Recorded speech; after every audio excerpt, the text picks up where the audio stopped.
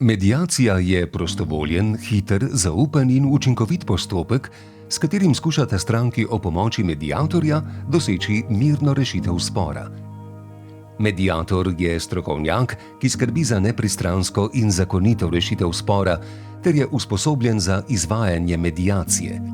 Ponavadi je mediator sodnik, psiholog, odvetnik, socialni delavec ali drug strokovnjak. V zadevi, ki jo vodi, sodnik ne more biti hkrati tudi mediator, prav tako ne more biti odvetnik hkrati mediator in pooblaščenec stranke. Vsi podatki, ki se obravnavajo v postopku mediacije ali so z njim povezani, so zaupni. Postopek daje strankama možnost, da se pogovarjata tudi o osebnem in čustvenem vidiku zadeve, kar pri sojenju praviloma ni mogoče. Mediacija temelji na rešitvi spora z obojestranskim popuščanjem.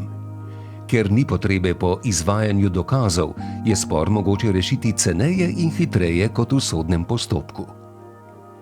Mediacijo na začetku sodnega postopka strankam ponudi sodišče, lahko pa jo med postopkom predlagajo tudi stranke same.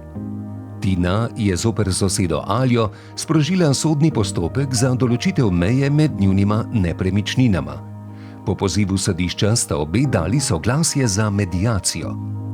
Mediator je sklical mediacijsko srečanje, ki sta se ga Tina in Alja udeležili skupaj s svojima odvetnikoma. Na srečanju mediator povzame stanje zadeve in s strankama razpravlja o vseh vidikih spora ter s svojim znanjem in svojimi veščinami pomaga pri iskanju rešitve. Tina in Alja sta se na koncu mediacijskega srečanja dogovorili o poteku meje, plačilu stroškov povezanih z določitvijo meje ter o plačilu sodnih stroškov. Mediator in odvetnika strank so sestavili osnutek poravnave. Mediator o dogovoru obvesti sodišče, ki ga nato pregleda in razpiše narok za sklenitev sodne poravnave ali predlog poravnave pošlje strankam v podpis. Ko je sodna poravnava sklenjena, zavezuje stranki enako kot pravnomočna sodna odločba. Zoper sodno poravnavo namreč ni mogoča pritožba.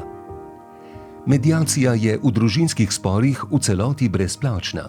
V civilnih sporih so brezplačne prve 3 ure mediacije, v gospodarskih sporih pa je ta v celoti plačljiva.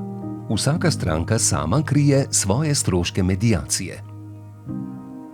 Postopki pred sodiščem so lahko zapleteni, zato je priporočljivo, da si poiščete ustrezno pravno pomoč. Za več informacij obiščite spletno stran nasodišču.si. Vsebine animacij ne predstavljajo pravnega nasveta ali stališča sodstva in nimajo pravnih posledic, temveč so le informativne narave.